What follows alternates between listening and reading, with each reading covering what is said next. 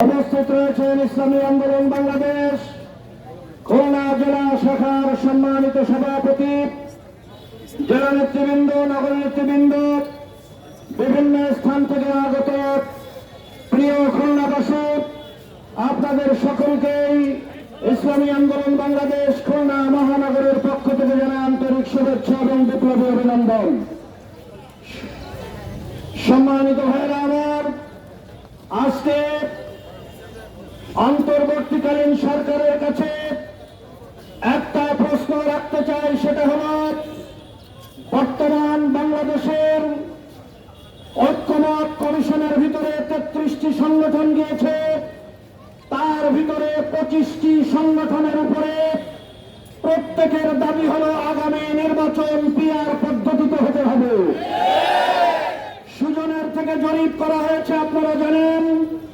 সেই জরিপের ফলাফল বাংলাদেশের 70% মানুষের বেশি তাদের মতামত নির্বাচন পিআর পদ্ধতিতে হতে হবে।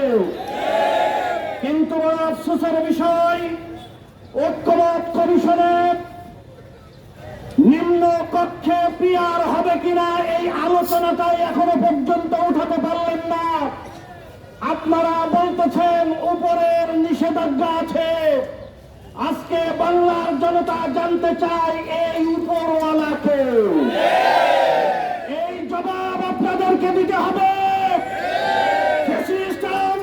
17 বছর নির্যাতন করে 36 দিনের আন্দোলন টিকে থাকতে পারে না। ডক্টর ইউনূস ছাত্র জনতা যদি পীর সাহেব চরমনার নেতৃত্বে নামে 36 ঘন্টা আপনি টিকতে পারবেন না। বড় একটা সংগঠন পিআরের পক্ষে, আজকে তাদের বড় আপত্তি।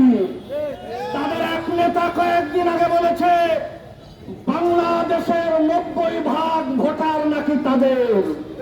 90% ভোটার যদি আপনাদের হয়, পিআর পদ্ধতিতে নির্বাচন দিতে এত আপত্তি কোথায়? আপনাদের আপত্তি বাংলার জনতা বুঝে ফেলেছে। পিআর পক্ষে নির্বাচন হলে নমিনেশন বাণিজ্য বন্ধ হয়ে যাবে। পিআর পদ্ধতিতে নির্বাচন হলে গুন্ডা বাহিনীর দৌরত্ব বন্ধ হয়ে যাবে। পিআর পদ্ধতিতে নির্বাচন হলে দিনের ভোট রাতে বাক্স মারা যাবে না। বাংলাদেশের জনতা এই অধ্যায় বাংলাদেশে আর হতে দেবে না। আজকে এই সমাবেশের মাধ্যমে দীপ্ত কণ্ঠে ঘোষণা করতে চাই, আগামীতে নির্বাচন যদি বাংলায় হয়, সেই নির্বাচন পিআর পদ্ধতিতে হতে হবে।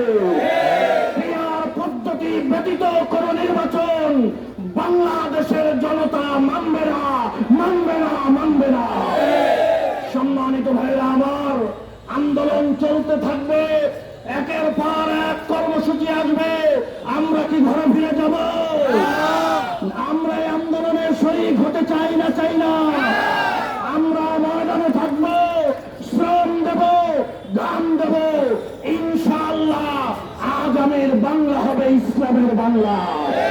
কোন চাঁদাবাজের দল আর ক্ষমতায় আসতে পারবে না, দুর্নীতিবাজরা ক্ষমতায় আসতে পারবে না। বাংলার জনতা সমুচিত জবাব নির্বাচনের মাধ্যমে দিয়ে দেবে ইনশাআল্লাহ। সম্মানিত ভাইরা আমার, আপনারা জানেন আমরা টেন্ডারবাজি করি না, আমরা চাঁদাবাজি করি না। রাসূল করিম সাল্লাল্লাহু আলাইহি ওয়াসাল্লামের আদর্শ অনুযায়ী আল্লাহর নবী সাহাবা ইকরামের জান মাল দিয়ে আল্লাহর দ্বীন প্রতিষ্ঠার সংগ্রাম করেছেন। আমরাও বাংলার খেটে খাওয়া মানুষ, বাংলার নির্ভেজাল মানুষ, হালাল উপায়ে শ্রম দিয়ে যারা টাকা ইনকাম করে তাদের অর্থ দিয়ে আমরা আল্লাহর দ্বীন বাস্তবায়নের চেষ্টা করি, ঠিক না বেঠে? কাজে আপনারা, আমাদের স্বেচ্ছাসেবকরা আপনাদের কাছে যাবে।